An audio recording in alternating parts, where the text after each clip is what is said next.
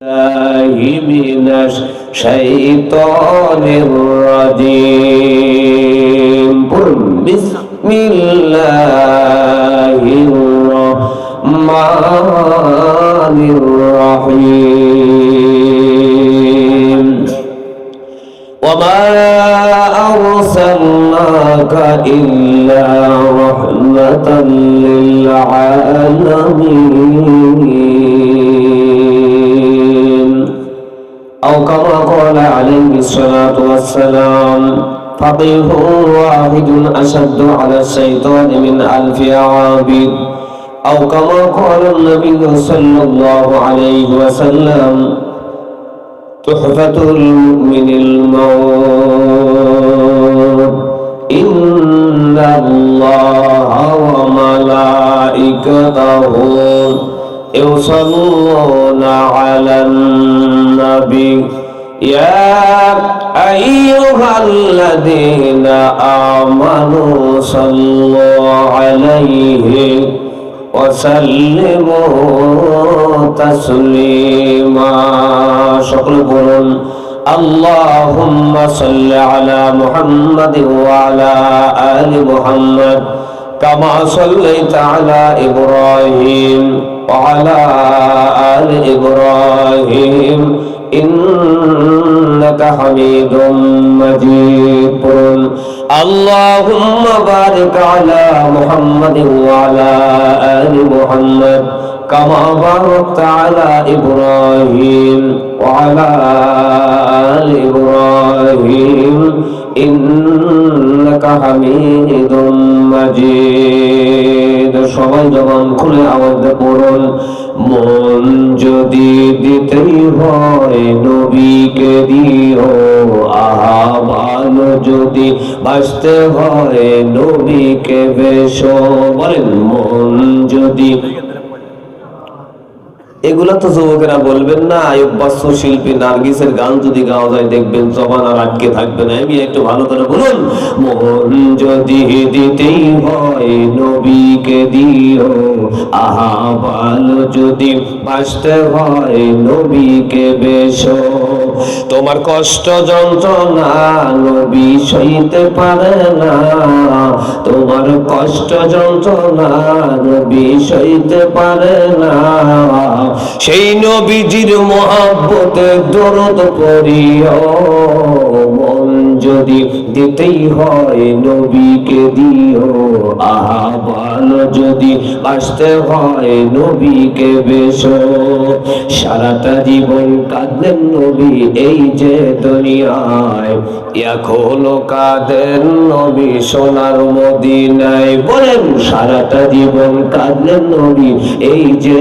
দুনিয়ায় এখনো কাঁদেন নবী সোনার মদিনায় সেই নবীজির জন্য আমরা জীবন দিব মন যদি দিতেই হয় নবীকে দিও আহা ভালো যদি জবান খোলেন না কেন এটা আমাদের বলেন না কেন ভালো তো নবীকেই বাঁচতে হবে যত ভালোবাসা দুনিয়ার মধ্যে দেখালে একটা ভালোবাসা আখিরাতের ময়দানে কামিয়াবি হবে না যতক্ষণ পর্যন্ত আমরা নবীকে প্রাধান্য নবীকে ভালো না বাসবো আল্লাহ কয় আখিরাতের ময়দানে আমার বন্ধু ছাড়া একটা বান্দাকে আমি জান্নাত দেব না আচ্ছা জবান খুলে বলেন তো যে নবীকে ছাড়া আখিরাতের ময়দানে জান্নাত পাওয়া যাবে না সে নবীকে ভালোবাসা দরকার আছে না নাই এই যুবকের আওয়াজ দিতে হবে চিল্লাপানা আছে না নাই জাহান্নামের গেটে নবী দাঁড়িয়ে থাকবে চক্ষু মোবারকে পানি ঝরতে থাকিবে বলেন জাহান্নামের গেটে নবী দাঁড়িয়ে থাকবে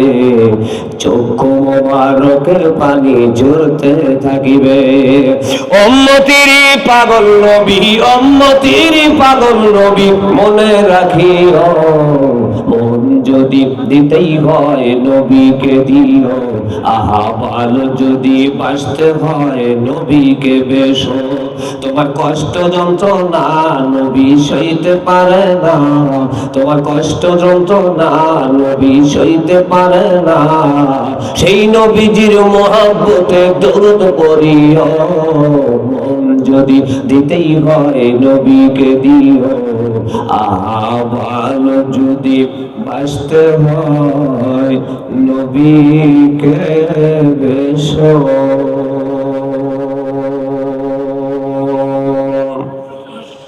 দারুস সুন্নাহ কওমি মাদ্রাসার উদ্যোগে আয়োজিত মাহফিলের এলাকার সুনাম ধন্য শ্রদ্ধ ভজন ভাই, আগে প্রথম যেটা ছিল ওরকম একটু করে দেন তো বাইকটা। সুনাম ধন্য মাথার তাজ আজকের মাহফিলের সম্মানিত সভাপতি সাহেব, বারাকাল্লাহু ফি হায়াতিহি, সকলে বলেন আমিন। মানুষের জন্য মঙ্গল কামনা করা দরকার আছে না নাই? সেটা কার শিক্ষা? রসুলের শিক্ষা। রসুল 63 বছর পর্যন্ত প্রত্যেকটা জাতি, প্রত্যেকটা মানুষকে মঙ্গল কামনা করেছেন, কাহারও অমঙ্গল কামনা নবী করেন নাই। রসুলের জন্য বলেছেন পৃথিবীর ভিতরে কেউ যদি শান্তি কায়েম করতে চাও তাহলে একে অপর উপর মঙ্গল কামনা তোমরা স্থায়ী করো, তাহলেই তোমাদের মাঝে শান্তি ফিরে আসবে। এটা জোরে বলা যাবে কি সুবহানাল্লাহ? আচ্ছা বলেন তো, এই হাদিসটাই রসুলের কথা কি আমাদের বর্তমান যুগের ভিতরে আমাদের অন্তরে অবশ্যই আমরা মানি? কখনো না। কেউ কারো ভালো আমরা চাই না, যে কথাটা আমি প্রত্যেকটা মাহফিলে বলি, যাই হোক কত কথা নয়। আমি সভাপতি সাহেবের জন্য দোয়া করছি, একটু আপনাদের কাছে আমিন বলার জন্য অবশ্যই ঘোষণা করছি, কিন্তু যেভাবে আপনারা আমিন বললেন তাতে মনে হয় এই সভাপতির প্রতি আপনাদের ভালোবাসা নাই। মনে হয় আগামীকাল উনি মারা গেলে আপনাদের ভালো হয়। যেভাবে আপনারা আমিন বললেন তাহলে তো দুর্বল আমিন, এইটাই বোঝা যায় যে উনি আগামীকাল মরে যাক, এটাই আপনারা চাচ্ছেন। একটু জবান খুলে আওয়াজ দিয়ে বলেন তো আমিন। আর একটু বেটা ছলের মতো বলেন তো আমিন। আজকের মাহফিলের প্রধান আকর্ষণ, প্রধান অতিথি, বিশেষ অতিথি সহ দিগার উলামায়ে কেরাম হযরত, অনেকের নাম আছে, এত নাম পড়তে গেলে সময় দরকার হবে। সকলকেই আমি আল্লাহ রাব্বুল আলামিনের কাছে দোয়া করি, আল্লাহ তাআলা যেন সকলকে দীর্ঘ আয়ু কামনা করি, আল্লাহ যেন দীর্ঘ আয়ু দেন, সকলে বলেন আমিন। সেই সাথে অত্র এলাকার দিনদার পরহেজগার আল্লাহওয়ালা ভাইরা, অন্তরালের দোয়ার খনি মাথার উনি আমার শ্রদ্ধা মা বোনেরা, আমি আপনাদের মাঝে সালাম দিচ্ছি, মেহেরবানি করে সালামের জবাব চাচ্ছি। আসসালামু আলাইকুম ওয়া রাহমাতুল্লাহি ওয়া বারাকাতুহু। সালামের ব্যাখ্যা তরজমা আমার মুখ থেকে অনেক শুনেছেন, তবে একাধিকবার আপনাদের মাঝে আসাতে মনে হয় আমার দিকে আপনারা একটু কষ্ট পাচ্ছেন। কারণ হলো এই বক্তার ওয়াজ আপনারা অনেক শুনছেন, একাধিকবার আমি আপনাদের এলাকায় এসেছি, মানে আমাকে বারবার দেখাতে আপনাদের মনে একটু কষ্ট হচ্ছে। এজন্য আমাকে সালামটাও আপনারা তত ভালো করে উত্তর দেন নাই। একটু জবান খুলে বলেন তো ভাই, একাধিক দেখা থেকে আপনারা কষ্ট পাচ্ছেন? কষ্ট পাচ্ছেন? তাহলে সালামের জবাব তো ভালো পাইলেন, একটু আওয়াজ দিয়ে সুন্দর করে আবারও সালাম দিচ্ছি। সালামের জবাব যদি আগে ভালো হয় তাহলে মনে করবো আমার উপর আপনাদের আর কোনো রাগ নাই। আল্লাহ যেন বানায় আখিরাতের ময়দানে হুরদের জামায়, দুনিয়াতে যেন দেয় বেশি বেশি কামাই, আল্লাহ আখিরাতে যেন জান্নাতের মধ্যে বসায় খাওয়ায় জান্নাতি সেমাই, এটাই আমরা চাই। আসসালামু আলাইকুম ওয়া রাহমাতুল্লাহি ওয়া বারাকাতুহু। আল্লাহ পাকের লাখ কোটি শুকর আদায় যে আল্লাহ রাব্বুল আলামিন অত্যন্ত ভালোবাসে, মহব্বত করে, আদর করে এমন একটি জায়গায় বসতে দিয়েছে, সেই জায়গাটা হলো নবীর আঙিনা, নবীর ঘরের উদ্দেশ্যে আমরা বসেছি। আপনারা জবান খুলে বলেন তো, মাদ্রাসা কার ঘর? নবীর ঘর। মসজিদ কার ঘর? আল্লাহর ঘর। আল্লাহ এবং রসুল কিন্তু দুজনে বন্ধু। আল্লাহ তাআলা ডাক দিয়ে বলছে, বান্দা তোমার বাড়ি একজন মানুষ গেলে মেহমান হয়, আর তুমি যদি কাহারো বাড়ি যাও তোমার মেহমান হয়। আর মেহমান হওয়ার কারণে তোমার অবশ্যই বেড়ে যায় মান, করে আদর বেড়ে দেয়, চাদর ভালো মন্দ খাবারের ব্যবস্থা করা হয়, সেরা চাদর ঘরের থেকে উঠায় নতুন চাদর বেড়ে দেয়, ভালো বালিশ আপনার জন্য বাজেট করে। ঠিক কি না? যে গরিব মানুষ হলেও ভালো একটা বালিশ সেবা ব্যবস্থা করে, ভালো চাদরের ব্যবস্থা করে। আল্লাহ বলছে, তোমার মেহমান হলে যদি তোমরা এতটুকু আদর যত্ন করতে পারো, তাহলে তোমরা জেনে রাখো পৃথিবীতে যারা আমার নবীকে ভালোবাসবে, নবীর ঘরে আসবে, নবীর আঙিনায় বসবে, আমার ঘরে আসবে, আমার ডাকে সাড়া দিবে, নবীর ডাকে সাড়া দিবে, সরাসরি তারা আমি আল্লাহর মেহমান হয়ে যাবে। একটু জবান খুলে বলা যাবে কি মারহাবা? আর একটু জোরে বলা যাবে কি মারহাবা? তাহলে আল্লাহ যদি আমরা মেহমান হই, জবান খুলে বলেন তো ভাই, আল্লাহ কি আখিরাতের ময়দানে আমাদের কি সেরা চাদর পেরে দিবে? কথা পায় না, তাই কি দিবে? তো পৃথিবীতে যতগুলো জায়গা আছে, সবচেয়ে জায়গা, সবার উত্তম জায়গা আমার আল্লাহ আখিরাতের ময়দানে দিবে। সেই জায়গাটার কথা কোরআনে বলছে, ফি জান্নাতিন আলিয়া, উচ্চ মর্যাদাশীল একটা জান্নাত, ওই মেহমানকে বসতে দেওয়া হবে, জান্নাত দিবে। আল্লাহ বলবে, বান্দা করো নাই কোনো দুনিয়ার ভিতরে দান্দা, তোমার জন্য আখিরাতের ময়দানে জান্নাত রেখে দিই, বান্দা তুমি বসো, এখানে বসবা, তোমাকে মেহমানদারি করার জন্য আমি আল্লাহ নিজে জান্নাতি খাবার তোমার সামনে হাজির করবো। সুবহানাল্লাহ। তাহলে আখিরাতের ময়দানে যদি আল্লাহ আমাদের খাবার হাজির করে, আল্লাহ যদি আমাদের খাবার দেয়, আমাদের জীবন ধন্য। আমাদের মতো কি আর কোনো মানুষ হতে পারে? চেয়ারম্যান মেম্বার যদি খাবার দেয়, তাই আপনি হলো কি, আমি হলাম কি রে, আমি এত বড় নেতা, চেয়ারম্যান আমার পাতে ভাত দিয়েছে। আর প্রধানমন্ত্রী যদি খালি ইশারা করে ওই লোকটাকে চারটা ভাত দেও, দেখবেন আপনি মনে করবেন যে দুনিয়ার মতো আমি একদম শ্রেষ্ঠতম ব্যক্তি। বাবা, প্রধানমন্ত্রী আমাকে ইশারা করে খাবার দেয়, আমি হলো কি? তাহলে একটা মানুষ যদি এরকম সম্মান প্রদর্শন হওয়ার কারণে আপনাকে ইশারা দিলে আপনি ক্ষতি হন, ভাত দিলে ক্ষতি হন, তাহলে ওই মানুষটাকে আমার আল্লাহ বানাইলো। ওই আল্লাহ যদি আখিরাতের ময়দানে আমাদের খাবার হাজির করে, তাহলে আপনার জীবন ধন্য, আপনার গলায় বিজয়মালা। মিয়া ভাই, ওই দিন আমার আল্লাহ আদর করে খাবার আমাদের সামনে হাজির করবে, কিন্তু সকলের কাছে না। আল্লাহর মেহমান যারা হবে, আল্লাহর বন্ধু যারা হবে, নবীর বন্ধু যারা হবে, তাদেরই সামনে আমার আল্লাহ খাবার হাজির করবে। আমি দুঃখ একটা যাচ্ছে, দুঃখ একটা কথা বলছি, সেটা হলো এই মাদ্রাসার উন্নতি কল বায়েজিদ মাহফিল আপনারা অ্যাটেন্ড করেছেন বা আপনারা করেছেন, অত্যন্ত একদম গুরুত্বপূর্ণ। এই মাদ্রাসাটা অবশ্যই আমাদের দরকার। কি কি দরকার এগুলো সাবজেক্টে আলোচনা অনেক ওলামায়ে কেরাম করছে, আবারও করা হবে।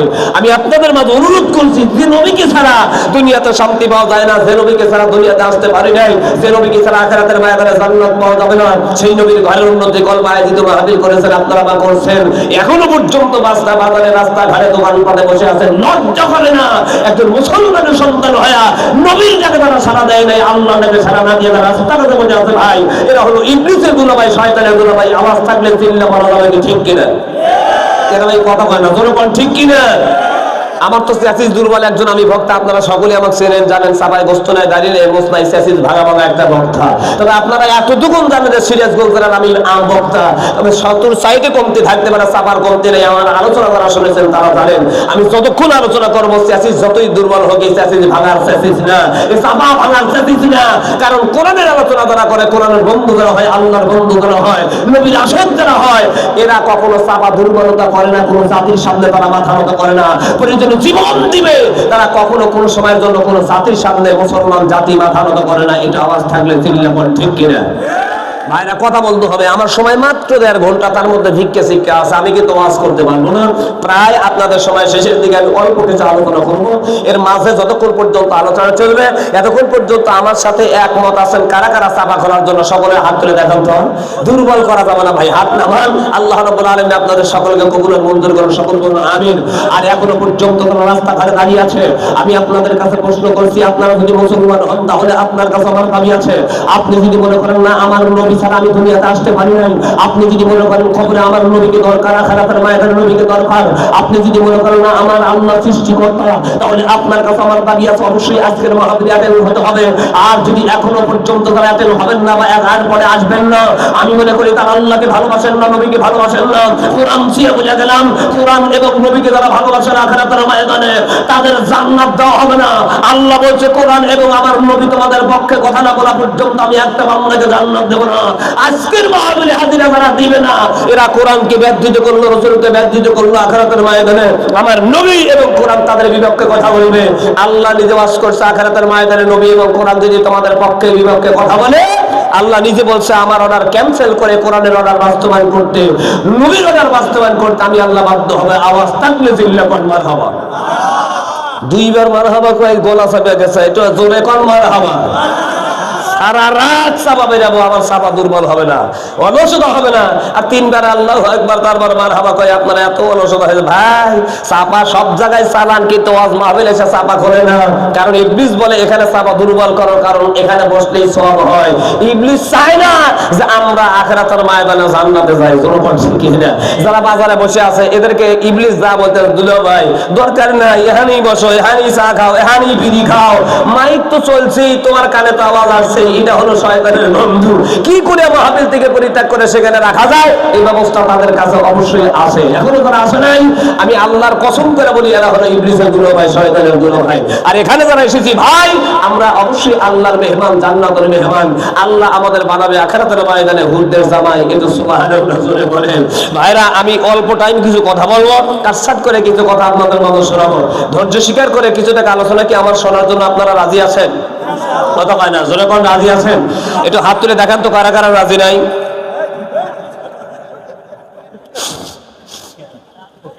বাঙালি জাত যে বলে আইরে তার পিছিয়ে যাই রে, বোঝা সোজা নাই রে, এই জন্য কবলে আজকে আমাদের দুঃখ। জোরে কোন ঠিক কিনা? যাই বলে আইরে তার পিছিয়ে যাই রে, ওখানে কি হবে না হবে এটা জাস্টিফাই করি না আমরা, যার কারণে আজকে আমাদের কবলে এত দুঃখ। যাই হোক, আমরা যারা হাত তুলেছি আল্লাহর কাছে দোয়া করি, যেহেতু ওলামায়ে কেরামকে আপনারা ভালোবাসেন, আল্লাহ অবশ্যই আমি আল্লাহর কাছে দোয়া করি, আল্লাহ ওনারা ওলামায়ে কেরাম কি বলছে না বলছে এদিকে লক্ষ্য নাই, ওলামায়ে কেরামের কথা রক্ষা করা লাগবে, সেই জন্য হাত তুলেছে। আল্লাহ সকলকে কবুল করুন, সকলে বলুন আমিন। ভাইরা, একটা তাকবীর হবে, ছটফট করে একটা তাকবীর দেব ইনশাআল্লাহ। আল্লাহর মনোনীত বান্দা, আমাদের অবশ্যই আল্লাহ রাখবে জান্নাত বান্দা, আমাদের জবানে আছে আল্লাহর নাম, বাড়ায় দিবে আল্লাহ আমাদের মান। একটা তাকবীর হবে, আল্লাহু আকবার শব্দ হবে, যত যাই জোরে বলবেন আল্লাহ তার প্রতি তত খুশি হবে। সুবহানাল্লাহ বল। আজকে অনেক বাটপার বলে বাংলাদেশে, মোল্লারা জানি খালি আল্লাহু আকবার, মৌলবীরা জানি খালি আল্লাহু আকবার, টুপিওয়ালা জানি খালি আল্লাহু আকবার। গোরার ডিম তুই বুঝিস বাটপার হারামজাদা, আল্লাহু আকবার শব্দের অর্থ তুই জানিস না, যার কারণে আল্লাহু আকবার শব্দের বিরোধিতা করিস। আল্লাহর কসম, আল্লাহ নিজে বলছে যতদিন পর্যন্ত পৃথিবীর ভিতরে এই শব্দটা থাকবে, আল্লাহু আকবার থাকবে, আল্লাহ বলছে ততদিন আমি আল্লাহ কিয়ামত ঘটাবো না। সুবহানাল্লাহ বল। তাহলে এই শব্দটার ওয়েট কত, দাম কত, সারা পৃথিবী ভাঙবে না যতদিন পর্যন্ত এই তাকবীর দুনিয়াতে থাকবে। তাহলে আল্লাহু আকবার দাম আছে না নাই, কতক্ষণ আছে না নাই? একসাথে একযোগে একটা তাকবীর দেবেন, এত ব্যাখ্যা দিতে পারবো না। আল্লাহু আকবার শব্দের অর্থ দিতে গেলে 2 ঘন্টা টাইম লাগবে, আমি এদিকে যাব না। কিছু না মাদ্রাসার কিছু কথা বলে আমি আপনাদের মাঝখান থেকে বিদায় নেব ইনশাআল্লাহ। একটু আওয়াজ খুলবেন। গতকাল গিয়েছিলাম হলো আমি গাজীপুর, সেখানেও আমার মতো বক্তাকে মানে আপনারা তো প্রথম যখন আসেছে আপনারা তো নিজে নিজেও ভাবছেন যে কোথেকে কি বক্তা ধরে নিয়েছে, চাপাই গোস্তরে দাঁড়িয়ে নেই প্রশ্ন কি ধরে নিয়েছে। যত জেলায় যাই ভাই আমাকে দেখে বড় বড় চোখ করে চা থাকে, মঞ্চে আসি চা থাকে বড় বড় চোখ করে, কারণ বক্তা আসার সময় কিন্তু আগে বক্তাকে দেখে, সিল্লাগন ঠিক কিনা, কিন্তু বক্তার সাইজ বাইজ নাই দেখেই ওরা অনারিহা পোষণ করে। গতকালই সেই অবস্থা, অনেক লোক গোলা সেগুলা বসেছিল, আমি মঞ্চে বসার সাথে সাথে কিছু মানুষ মনে মনে বলেই ফেলে কি দিয়েছে।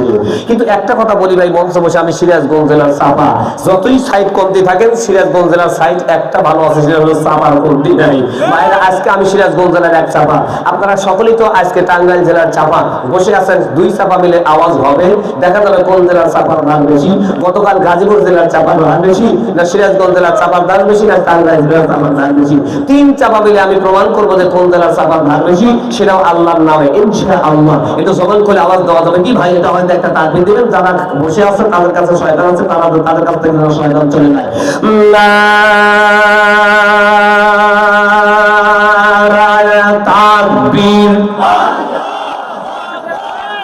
অনেকে বলতেছে বললাম না দেখি কি হয়, তাই না? হুজুর বলতেছে আমার বড় লাগবে, বললাম না দেখি কি হয়। আল্লাহ কয় তোর দেওয়া চাপা তোর জবানে আমি আল্লাহ দিলাম, ইচ্ছা করলে আমি এই মুহূর্তে বন্ধ করতে পারি, পারে না? আল্লাহ ক্ষমতা আছে না? কত মানুষ ভালো মানুষ হাঁটতে হাঁটতে পড়িয়া যাই, বড় বড় চোখ করে চা থাকে, খালু নাই চাচা নাই, কি হলো বলে জবান বন্ধ হয়ে গেছে। কত মানুষ আউকাউ ঘরে মানে করে, বউকে ডাকতে পারে না, ছেলেকে ডাকতে পারে না, এরকম আছে না নাই? তাহলে বোঝা গেল জবান খোলার মালিককে ওই আল্লাহর দেওয়া জবান দেওয়া, অবশ্যই আল্লাহর নামে ফাঁকি দিলে দুর্বল করলো, ওদের মতো হয় না। আর একটা বার একসাথে ভাই যারা বলেন না, একসাথে আরেকবার ধরে করে বলেন তো দেখি, আল্লাহ তুমি দেখো কারা কারা তোমার নাম বলে না। এরাই হলো ইবলিসের নানা। নারায়ে তাকবীর। বোঝা গেছে আপনাদের পাওয়ার এই পরিমাণ, এরপরে আর পাওয়ার নাই।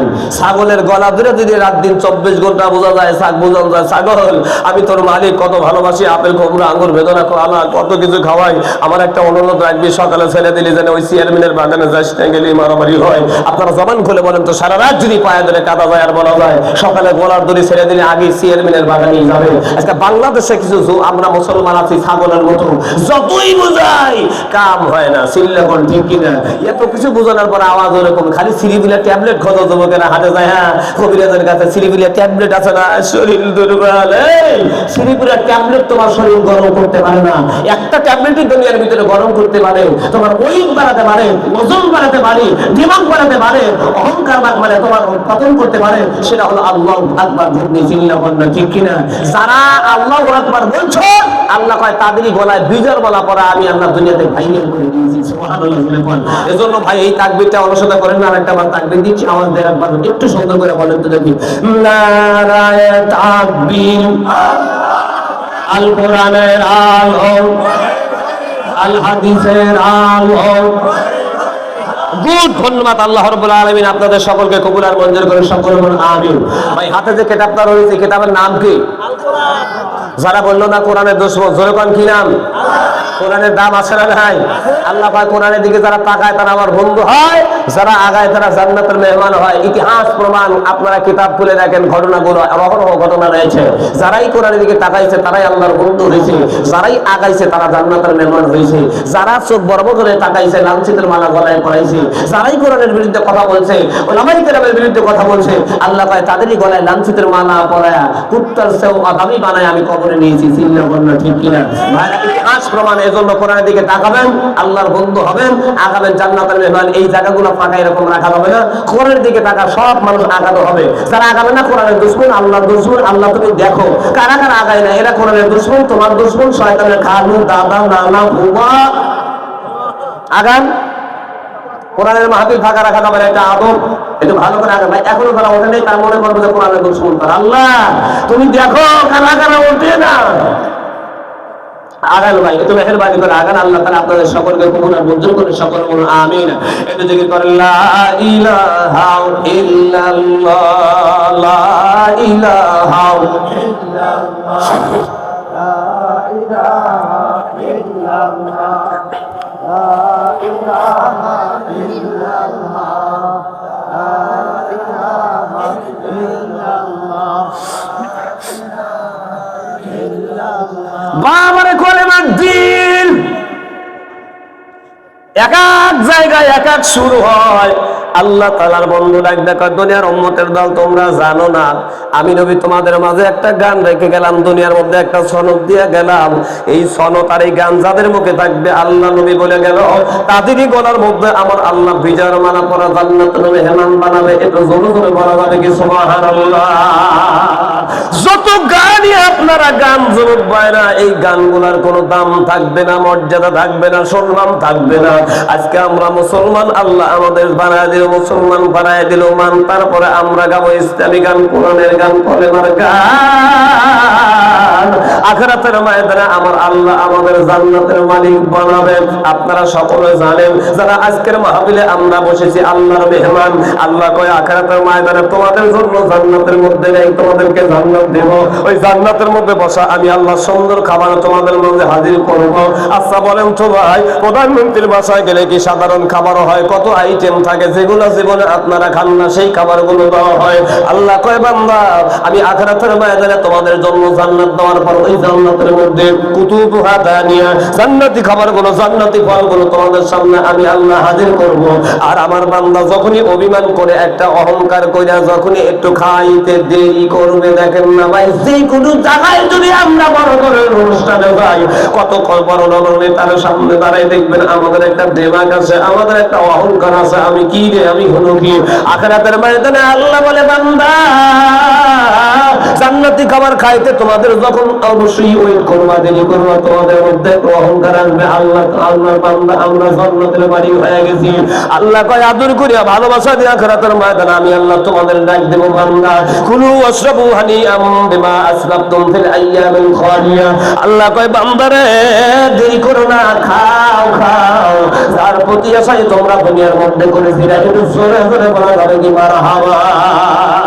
ওই জান্নাতের মেহমান আমরা হতে পেরে খুশি না বেজার, তবে জান্নাতের মেহমান হতে গেলে আমাদের জবানের মধ্যে থাকা লাগবে কলেমার গান। জিকির করুন লা ইলাহা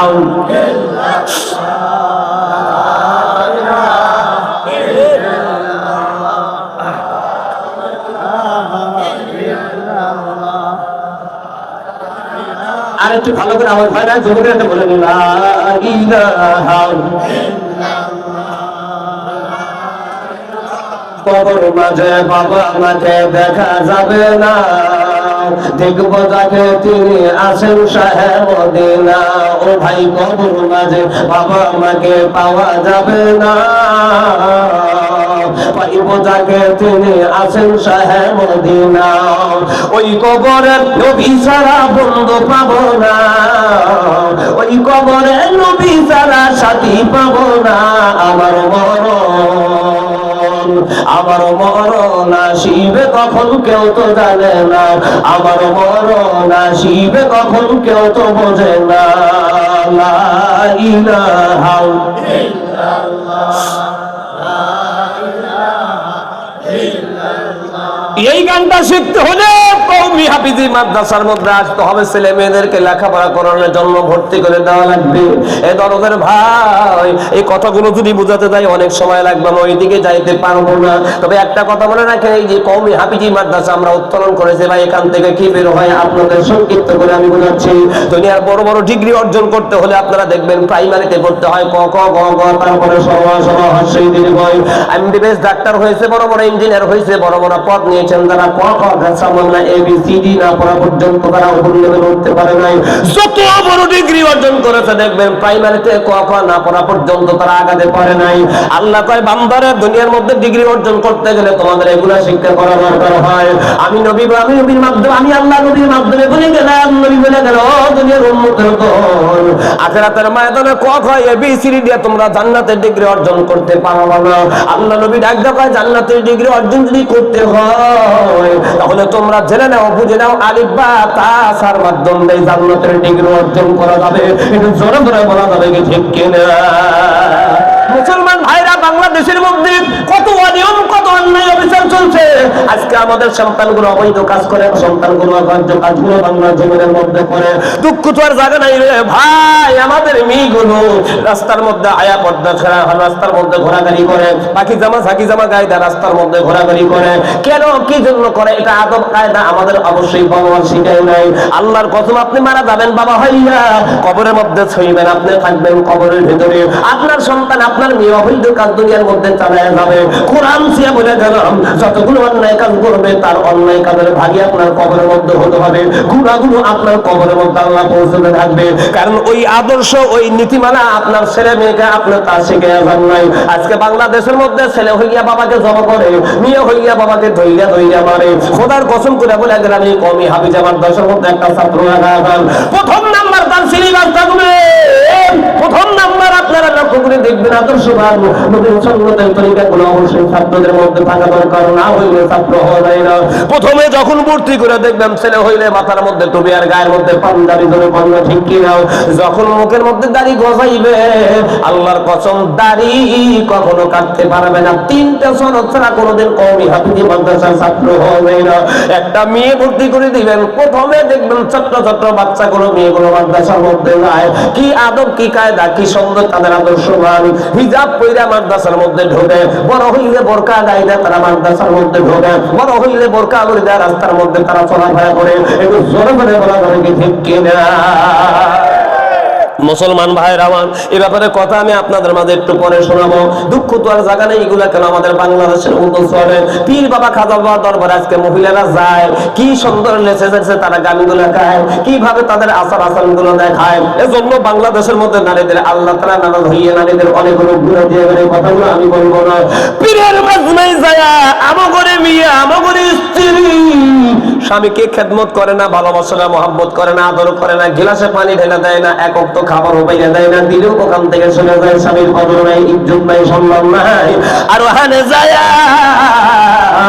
কাপড় কই থাকে না থাকে দিছে হারা হইয়া কি সুন্দর করে যায়, ডাকতে কয় বাবা আমি তোমায় ভালোবাসি, বাবা আমি তোমায় ভালোবাসি। ওদের চাপায় লাগাম দরকার, কিন্তু জোরে জোরে বলা যাবে কি ঠিক কিনা? মুসলমান ভাইরা আমার, এগুলো বলতে গেলে সময় লেগে যাবে, আমি সব কথা বলতে পারবো না। মাদ্রাসা সম্পর্কে যে কথা আমি আপনাদের মাঝে জানাতে যাচ্ছি, জবান খুলে আমার দ্বারা একবার বলে দেন লা ইলাহা ইল্লাল্লাহ। এটা জোরে জোরে ভাই, লা ইলাহা